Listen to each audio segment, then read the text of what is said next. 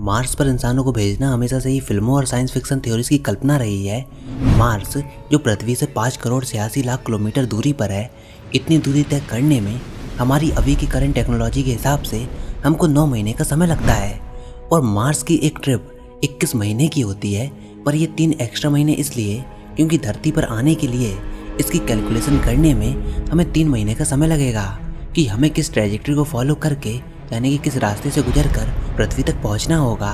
और Elon Musk जिन्होंने अपने advance space x rocket BFR के जरिए इंसानों को 2024 तक मार्स पर भेजने का प्लान बनाया है।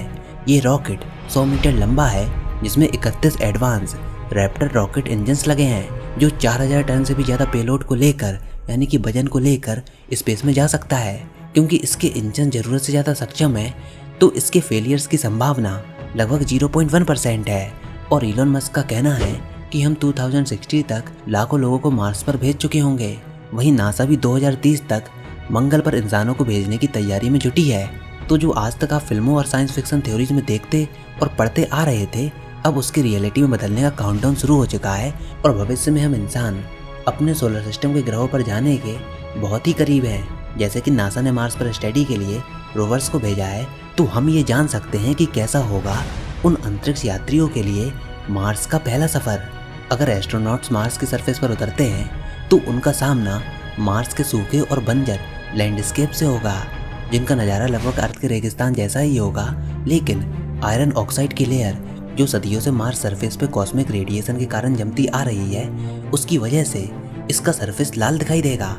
और अगर ये एस्ट्रोनॉट्स अपने व्हीकल से मार्स का पूरा नज़ारा देखने के लिए निकलें, तो उनका सामना होगा गहरी घाटियों से और झीलों की सूखी सतह से, जहाँ पहले कभी पानी हुआ करता था। इसके साथ ही उन्हें पुराने ज्वालामुखी भी दिखेंगे, जो कि वर्षों से शांत हुए पड़े हैं। इन ज्वालामुखियों में से सबसे बड़ा है ओलंपस मॉन्स।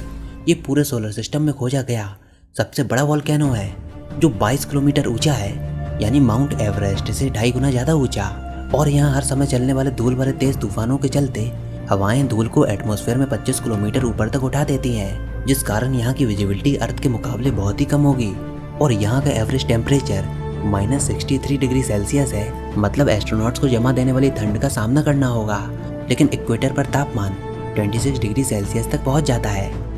आसमान की ओर देखने पर एस्ट्रोनॉट्स बादलों को मार्स एटमॉस्फेयर में तैरता हुआ देख पाएंगे, लेकिन पृथ्वी के मुकाबले सूर्य यहाँ पर छोटा दिखेगा।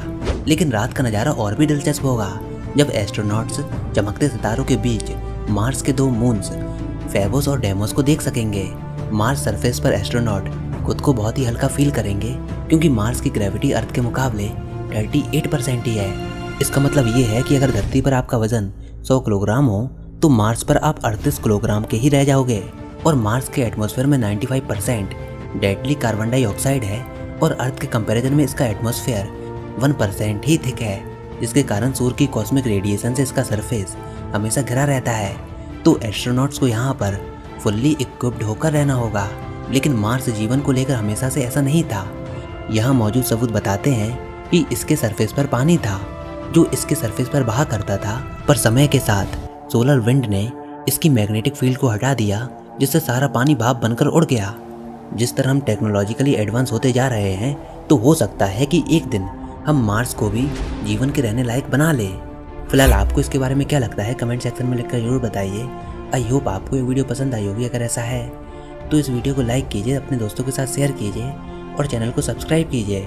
साथ ही बेल नोटिफिकेशन को भी ऑन कीजिए, ताकि आगे आने वाले अपडेट्स और वीडियोस आपसे मिस ना हो पाएँ।